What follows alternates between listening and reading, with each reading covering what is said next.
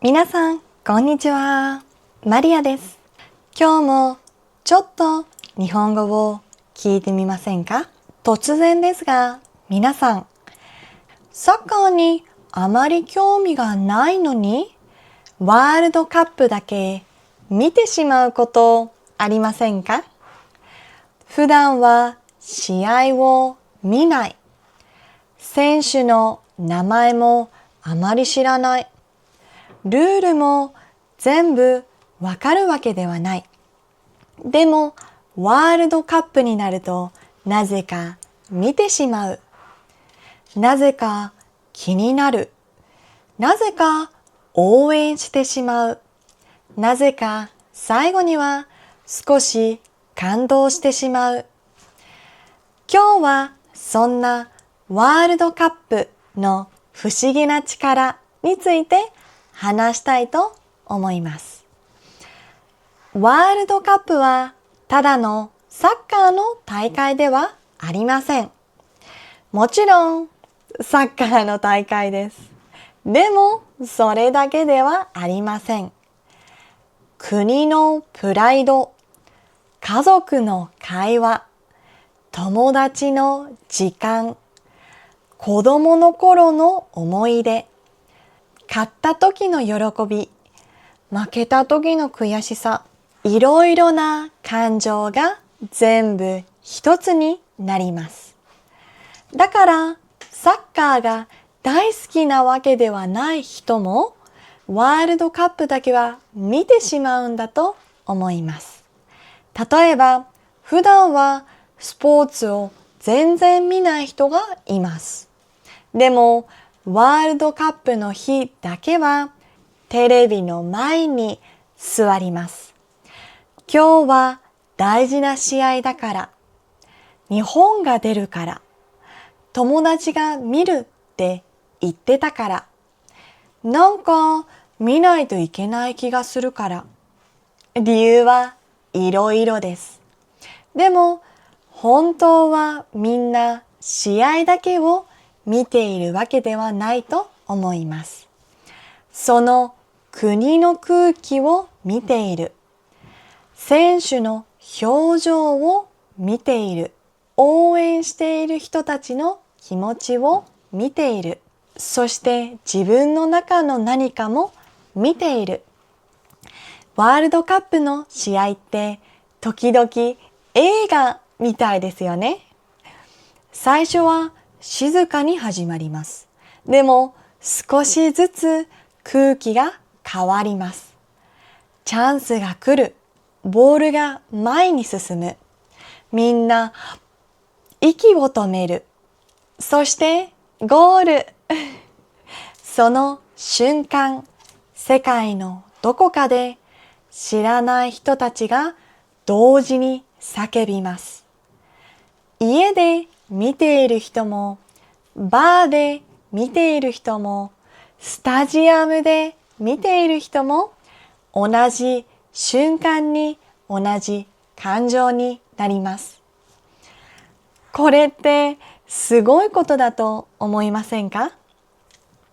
普通、私たちはみんな違う生活をしています。仕事をしている人、学校に行っている人、子育てをしている人、一人暮らししている人、毎日忙しい人、少し疲れている人。でも、ワールドカップの試合中だけはみんな同じボールを見ています。同じゴールを見ています。同じ瞬間に喜んだり悔しがったりします。だからワールドカップは特別なんだと思います。勝ったらもちろん嬉しいです。やったー、すごい、信じられない、最高。でも負けたら本当に悔しいです。あと少しだった。なんで今の入らなかったの？もう一回チャンスがあれば。でもよく頑張ったよね。負けた時にすぐに忘れるわけではありません。その日の夜、少し静かになります。次の日もまだ少し悔しいです。ニュースを見るとまた思い出します。でもそれもワールドカップです。勝つことだけが感動ではありません。最後まで走る姿、倒れても立ち上がる姿、仲間を信じる姿、泣きながら拍手するサポーター、そういうのを見ると、勝ったか負けたかではなく、心に残るものがあります。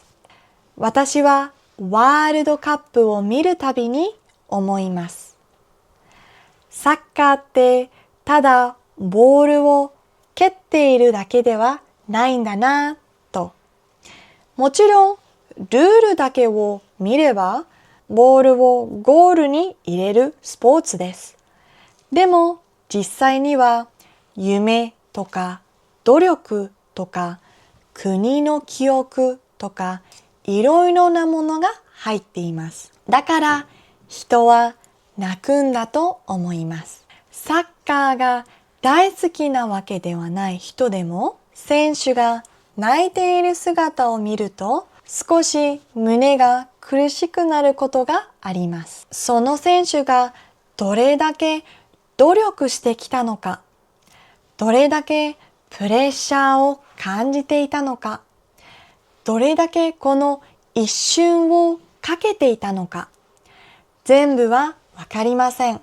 でも少しだけ伝わってきます。ワールドカップの日、家族みんなでテレビを見る人もいます。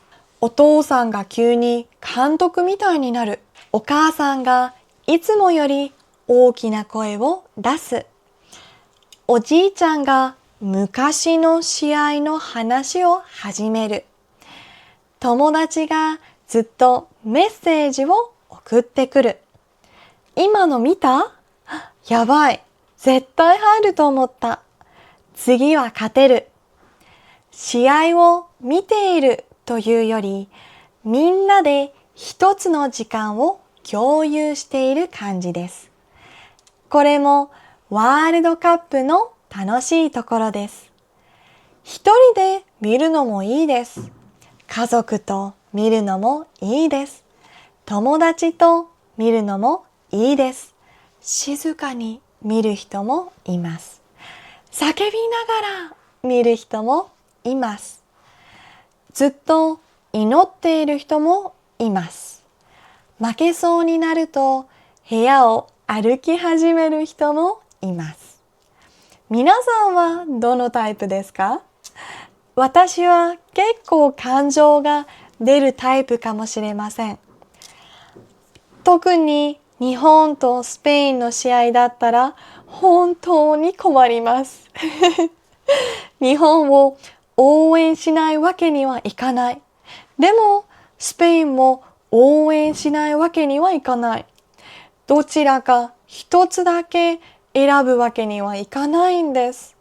だからもし日本とスペインが試合をしたら、私は多分ずっとこう言っています。どっちも頑張って。でもどっちが勝っても複雑。こういう気持ちわかる人いますか？二つの国に心がある人。家族の国と自分が住んでいる国が違う人。好きな国が2つある人。ワールドカップってそういう人にとっては少し特別で少し難しいイベントかもしれません。でもそれも素敵だと思います。一つの国を好きにならなければいけないわけではありません。一つのチームを応援しなければいけないわけではありません。自分の心が動くチームを応援すればいいと思います。そしてワールドカップは言葉の勉強にもすごくいいです。試合を見ていると同じ言葉が何度も出てきます。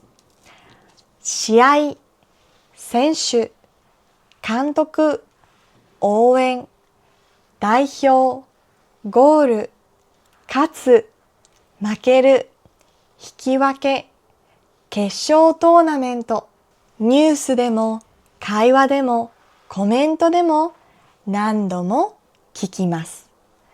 日本語の勉強は机に座って教科書だけでしなければいけないわけではありません。好きなものから勉強してもいいです。好きなものと日本語をつながると勉強は急に楽しくなります。例えば試合を見ながら日本語で少しだけ考えてみてください。今走っています。パスしました。シュートしました。ゴールしました。すごいプレーですね。今日はいい試合ですね。どちらが勝つと思いますか？そしてスポーツのいいところは言葉が全部わからなくても感情が伝わるところです。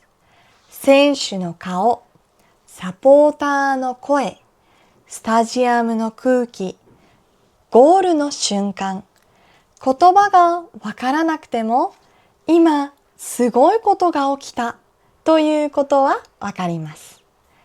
だからワールドカップは世界中で愛されているんだと思います。最後に皆さんに質問です。皆さんはどの国を応援していますか？ぜひコメントで教えてください。皆さんのコメントを楽しみに待っています。